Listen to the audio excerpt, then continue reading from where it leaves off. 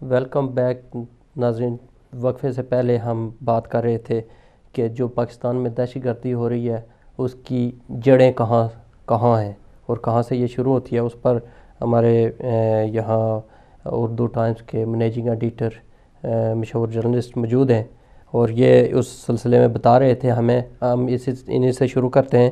آپ نے طاہر صاحب بتایا تھا کہ مسجدوں میں جو مولوی ہیں ان کا کنٹرول انہی کے ہاتھ میں نہیں ہونا چاہیے، تاکہ کوئی رات کو آتا ہے، جمعہ ہے صبح، اور مولوی کو وہ پیکٹ دیتا ہے اور ساتھ اپنی تجویز بتاتا ہے کہ یہ خطبہ آپ نے دینا ہے اور وہی شروع کر دیتا ہے. اس کا کیا طریقہ کار ہوگا؟ دیکھیں، میں سمجھتا ہوں اور مجھے دنیا کے جو اپنے بڑے اسلامی ممالک ہیں ان میں جانے کا موقع ملا ہے، ان کے مساجد کو، ان کے تعلیمی اداروں کو اور جو دینی مدرسے ہیں ان کو بھی دیکھنے کا موقع ملا ہے. میں پوری دیانتداری کے ساتھ یہ سمجھتا ہوں کہ جو ہے وہاں پہ جو نظام ہے وہ بڑا اچھا ہے کہ جو امام مسجد ہے، جو مسجد میں کا خطیب جو ہے، اس کو اکثر ممالک میں اس کو حکومت تعینات کرتی ہے، ان کی جو مذہبی وزارت ہے وہ تعینات کرتی ہے، وہی اس کو تنخواہ دیتی ہے اور وہی اس کے کنڈکٹ کو وہ مانیٹر بھی کرتی ہے. بدقسمتی سے ہمارے پاکستان میں یہ سلسلہ نہیں ہے اور جو ہے وہاں بھی مختلف عقائد کے لوگوں کی جو ہے فرقوں کی مساجد موجود ہیں، لیکن ان کو کنٹرول جو ہے ان کا وزارت مذہبی امور کے پاس ہے اکثر ممالک میں. میں یہ سمجھتا ہوں کہ بہت اس کا جو ہے ہمیں بھی یہی سلسلہ اپنانا چاہیے، اور خطبہ جو ہے، جو لاؤڈ اسپیکر ہے اس کا استعمال ہے وہ صرف خطبے کے لیے ہونا چاہیے، اور جو خاص جو ہیں مطلب محرم کے ہو جاتے ہیں، عید میلاد النبی کے، اس پہ محدود استعمال ہونا چاہیے اور وہ مانیٹر ہونا چاہیے. اس پہ جو ہے وہ جو علاقے کی جو پولیس ہے یا جو بھی حکومت اس کی نگرانی کا نظام، مقصد صرف یہ ہے کہ یہ ناجائز استعمال نہ ہو سکے اس کا، اسپیکر کا ناجائز استعمال نہ ہو، اور اس کو انتہا پسند نظریات کے فروغ کے لیے آپ اس کو اس کا استعمال روکنا ہوگا حکومت کو. اگر اس جو ہے اس پوری جو ایک انتہا پسندی جو پھیل رہی ہے ہمارے معاشرے میں اس کو روکنا ہے تو یہ ایک اہم قدم ہوگا. آپ یقیناً آپ کے علم میں ہوگا کہ یہاں بھی ہمیں اس کنٹری میں ہیں جہاں پہ ہمیں پوری آزادی ہے، ہمیں مذہبی آزادی ہے، ہمیں جمہوری آزادی ہے، ہمیں پورے یہاں پہ حقوق مل رہے ہیں، لیکن جب یہاں پہ ہوم گراؤنڈ جو ٹیررسٹ ہیں ان کا ایشو جب آیا کہ یہاں سے لوگ ٹریننگ لینے کے لیے افغانستان گئے اور وہاں سے بعد آ کے یہاں پہ واقعات ایسے ہوئے، تو اب یہ نظام پورے برٹن میں موجود ہے کہ جو بھی ہمارا خطبہ دیا جاتا ہے وہ خطبہ کسی بھی وقت جو ہے وہ آ کے جو ہے وہ مانیٹر کیا جا سکتا ہے، اور ان کو وارننگ دی گئی ہے کہ کہیں بھی اس طرح کی جو بھی اگر کچھ چیز سامنے آئی تو گورنمنٹ اس کے خلاف ایکشن لے گی. صحیح ہے. تو ہمیں جو آزادی جو ہے وہ مادر پدر آزادی نہیں ہونی چاہیے، اور پاکستان گورنمنٹ کو بھی فارم ایکشن لینا ہوگا، اور اس طرح کے جو مسجد ایک مقدس جگہ ہے، عبادت کی جگہ ہے، اور اس میں اگر اس طرح کی چیزیں اگر ہوتی ہیں تو اس کو روکنے کے لیے پوری جو ہے نا ٹھوس بنیادوں پہ کارروائی ہونی چاہیے. اور مساجد کا دہشت گردوں کی پناہ گاہوں کے طور پر یا دہشت گردوں کی تربیت کے طور پر یا دہشت گردوں کی انتہا پسندوں کی بھرتی کے طور پر استعمال روکنا ہوگا. السلام علیکم. السلام علیکم. وعلیکم السلام. جی کون کہاں سے؟ نام نہیں بتاؤں گی، مقام بھی نہیں بتاؤں گی. جی میرے کو بولنا یہ ہے، سنیے آپ لوگ، اتنی بڑی حکومت چلا رہے ہیں، سب غداری سے حکومت چل رہی ہے، शिया लोगों को मार मार के मार डाल रहे हैं, नासिर हुसैन को मार दिए, कई की हुकूमत है आपके पूरे है ना जो मिनिस्टर है ना सब चूड़ियां पहन ले आप लोग, उसके बाद आपको हुकूमत करना आएगा आप लोगों को। दिन रात घरों में लाशें निकल रहे हैं, आप लोगों को कुछ एहसास है? एक मिनिस्टर की औलाद को पकड़ के टुकड़े करो, पता चलता है कि गम क्या है, शहीद क्या है। आप लोग पाकिस्तानी है किस वजह के? जाइए इंडिया में देखिए, हिंदुओं के जूते लेके मुंह पे मार लिए सारे पाकिस्तानी लोग, मिनिस्टरों को जूते मारे आप। हिंदुआ इस तरह रह रहे शिया लोगों के साथ, इतना एहतराम कर रहे हैं आप। कैसे रसूल को मानने वाले मुसलमान लोग वो नहीं निकालो बोलते, चहलुम का जुलूस नहीं निकालो बोलते। आप लोग किस किस्म के लोग हैं? जाए हिंदू लोग है ना पैरा पड़ते हैं, शिया लोगों के एहतमाम करते हैं, शरबत पिलाते हैं, पानी देते हैं, खाना देते हैं और मजालिस करते हैं, गम मनाते हैं। ये कह के मुसलमान कलमा पढ़ने वाले लोग, ऐसे इस्लामी कंट्री के लोग इस कदर गिरे हुए लोग हैं। आप लोग को शर्म आना चाहिए। सारी दुनिया में है ना कि पाकिस्तान पे लानत कर रही है और बम छोड़ दिए करबला में जायरों के ऊपर। ये हुकूमत है ये आप लोगों की। आप एक थोड़े 2000 लोग गद्दारों को पकड़ नहीं सक रहे, आप ये हुकूमत करने से तो अच्छा है सब छोड़ दो। और पैसा जो मिनिस्टर बढ़ता पैसा खा जाता, हर एक गरीब मर रहे हैं, उधर भूखे मर रहे हैं, पानी नहीं है, लाइट नहीं है। ये किस किस्म की हुकूमत है आप लोगों की? कोई बोलने वाले नहीं है। चुल्लू भर पानी में डूब के मर जाओ आप लोग। थैंक यू, आपने बड़ी अहम इशू की तरफ तवज्जो दिलाई है। ये हमारी बहन बड़े अच्छे, ज़ाहिर है लोग काफ़ी मजबूर हैं जो बाहर बैठे हुए हैं, वो देख रहे हैं। जब इनकी बात से मुझे एक मैं शेयर करना चाह रहा हूँ। अजब रस्म है चारा घरों की महफिल में, लगा के ज़ख़म नमक से समाज करते हैं।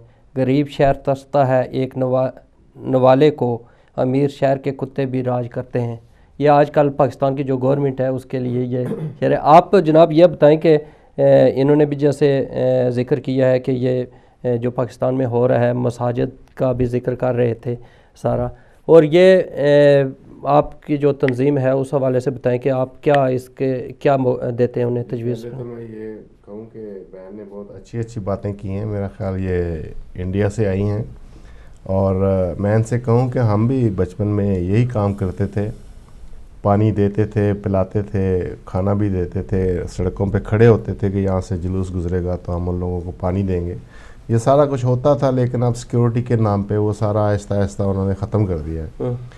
और जैसा ताहिर भाई ने कहा कि मसाजिद से वो नफ़रतें फैलाई जा रही हैं, वो जिन लोगों को मोहब्बतें फैलानी चाहिए वो नफ़रतों के बीज बो रहे हैं। और ज़ाहिर है अगर नफ़रतों के बीज वहाँ से बोए जाएंगे तो वो जो यूथ वहाँ से सीखती है, उठती है वहाँ से, वो बाद में जाके एक दूसरे से प्यार तो नहीं करेगी। सही है। और वो जो बोएंगे वही काटेंगे, और ये सब कुछ हो रहा है और हम देख रहे हैं अपनी नज़रों से। लेकिन इसके साथ साथ सिर्फ स्पीकर बंद करने से इसका इलाज नहीं होगा।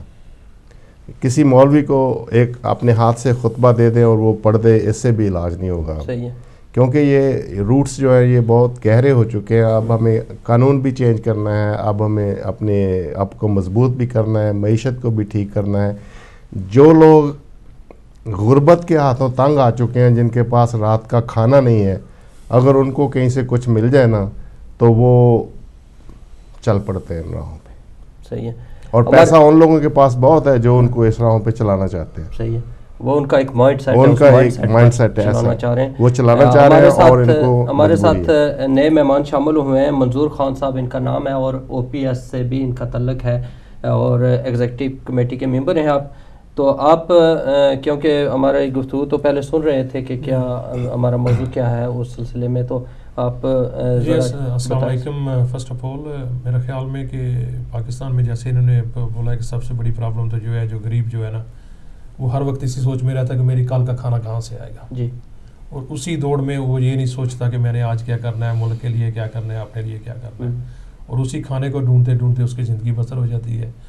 और जिस तरह भाईजान ने मस्जिदों के बारे में फरमाया, मस्जिद के बारे में ये है कि यही गवर्नमेंट जो है ना, अगर थोड़ी सी कोशिश करे तो मस्जिदों को थोड़ा सा डायरेक्शन दे के वो चेंज कर सकते हैं, ताकि पॉजिटिवली ये अमन के लिए सारे मौलवी जो है काम करें। सही है। जितने भी मौलाना हमारे हैं उन सबको यही एक ही बात चाहिए करनी कि हम सब भाई हैं, हम मिल के चलें, नॉट के एक दूसरे के अगेंस्ट चलें। इसी मुल्क में हम अमन से रहते रहे हैं। भाई भाई बन के रहते रहे हैं और सारे मसले उसी मुल्क में रहते रहे हैं, और अब क्या मुख्तलिफ तो कुछ नहीं है, वही लोग हैं, वही मुल्क है, वही दीन है, वही तालीम है, सही। एक भड़काने वाले कुछ और आ गए। तो फिर अस्सलाम वालेकुम। हेलो, अस्सलाम वालेकुम। अस्सलाम वालेकुम वरहमतुल्लाह। वालेकुम सलाम जी, कौन कहाँ से? आपके पैनल के तमाम मेहमान की खिदमत में भी अस्सलाम वालेकुम वरहमतुल्लाह। सिराजुद्दीन बोल रहा हूँ जी, नॉटिंघम से। जी, क्या कहना चाहेंगे? इसमें कोई शक नहीं है आपके टॉपिक के हवाला से कि हमारे मुल्क पाकिस्तान का कोई भी कोना, कोई भी शख्स जो हर कोने में अफरा तफरी है, कोई भी शख्स जो है वो महफूज नहीं है, इसमें कोई शक नहीं है। और ये जो हालात वगैरह जो बन चुके हैं, ये पहले कभी भी इस किस्म के हालात नहीं थे।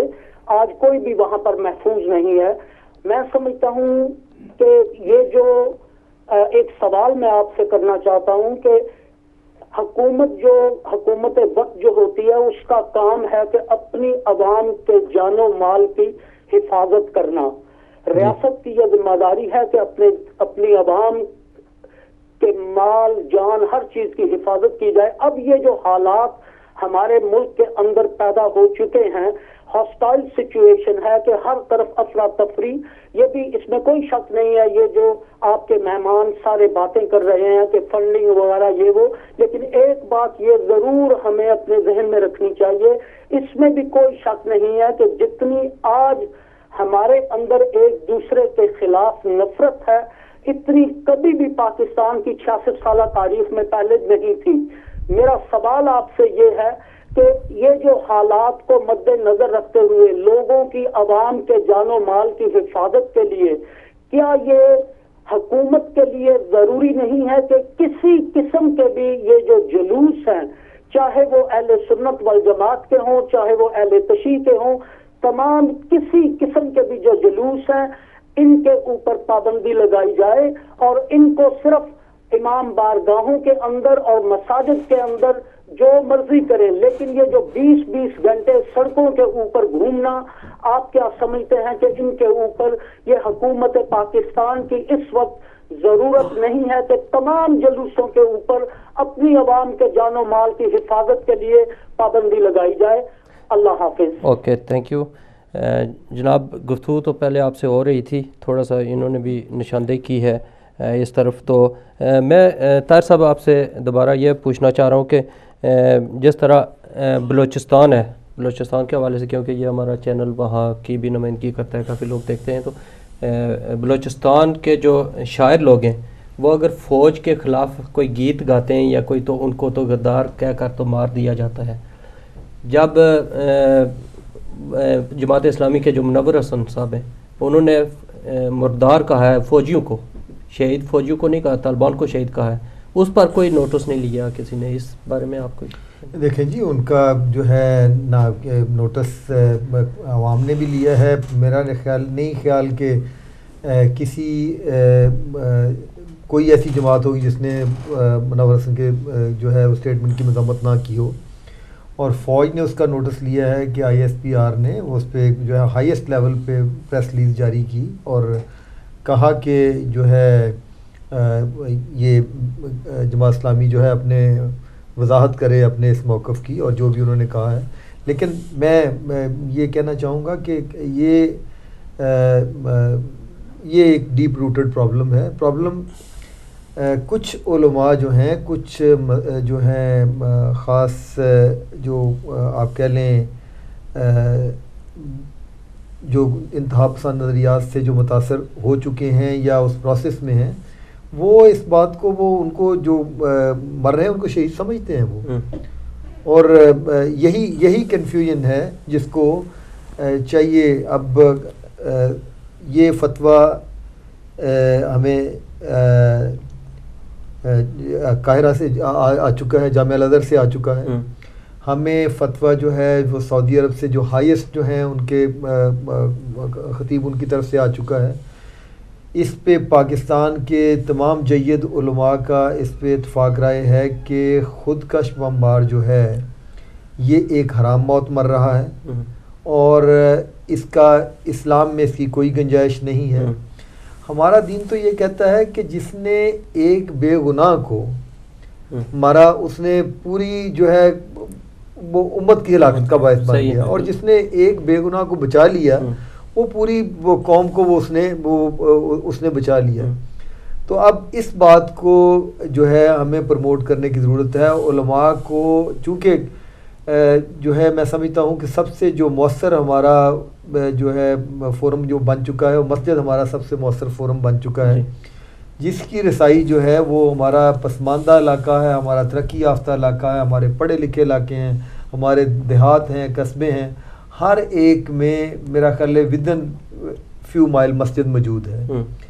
اور مسجد کا انسٹیٹیوشن جو ہے اس میں جو ہے وہ سارے جو لوگ جو ہیں وہ مقامی لوگ جو ہیں اس کی جو وہاں پہ جو خطیب ہے جو عالم ہے اس کی بات سنتے ہیں. اور اگر ان سب کو یہی جو جب ہمارے سب علماء یہ کہہ چکے ہیں کہ یہ ٹیررزم جو ہے یا اس طریقے کی اس کی کسی بھی مذہبی آڑ لے کے بم چلانا, خودکش حملے کرنا, یہ سعودی عالم نے تو یہ کہا ہے کہ خودکش بمبار جو ہے اس کو جہنم میں جانے کی جلدی ہے. صحیح ہے, اس وجہ سے کر رہا ہے. اس کو وہ جنت میں نہیں جا رہا, وہ جہنم میں جانے کی جلدی ہے اس کو. تو ہمیں جو ہے وہ ہماری حکومت کو یہ چاہیے, یہ کام حکومت کے کرنے کا ہے, ہماری حکومت کو یہ چاہیے. کال لے لیں پھر آپ سے. السلام علیکم. ہیلو جی, السلام علیکم. وعلیکم السلام. جی آپ یہ جو ٹیررزم کی ٹاپک ہے, جی آپ کہتے ہیں کہ یا اسرائیلی ہے یا امریکن ہے یا کسی بیرونی کا ہاتھ ہے, جی یہ تو صاف ظاہر ہوتا ہے کہ طالبان اس میں انوالوڈ ہے. جی, کیونکہ وہ زبردستی ریلیجن لانا چاہتی ہیں, یا تو وہ تھرو دا بیلٹ آئے, ناٹ تھرو بیلٹ, اپنی پارٹی بنائیں, الیکشن کرائیں, اگر میجورٹی ان کو ووٹ کرتی ہے تو پاکستان چلائیں. یہ تو زبردستی ریلیجن لانا چاہتے ہیں, یہ تو کوئی بھی نہیں گوارا کرے گا. تو یہ لوگ یہ کر رہے ہیں, یہ مین کلپریٹس ہیں. آپ ایسے کہہ رہے ہیں کہ بیرونی آتا ہے, یہ اسرائیلی ہے, یہ ہیں ہندو ہیں, یہ تو اپنے مسلمان کر رہے ہیں جو فاٹا میں بیٹھے ہوئے ہیں. صحیح ہے, تھینک یو. اچھا, آپ سے گفتگو ہو رہی تھی اس کی. آپ یہ بتائیں, آپ جرنلسٹ ہیں, تو جب پاکستان میں بے شمار کوئی 40,000 نیوز پیپر چھپتے ہیں, جب کوئی مین ایشو ہوتا ہے ملک کا تو باقاعدہ طور پر ان کو ایک ہیڈ لائن دی جاتی ہے کہ اس پر آپ اپنی ہیڈ لائن کو کریں. تو اس طرح کی مسجدیں ایک بہت بڑا وہ بھی میڈیا ہے جو عام لوگوں تک جاتا ہے, ٹھیک ہے. اور اگر جو کرنٹ ایشو ہو, جو ایشو ہو گورنمنٹ کا, وہ ان کو میل کر دیں کہ آپ نے صبح جو خطبہ دینا ہے اس موضوع پر دینا ہے, اس سے آنا نہیں ہے, آگے پیچھے نہیں ہٹنا.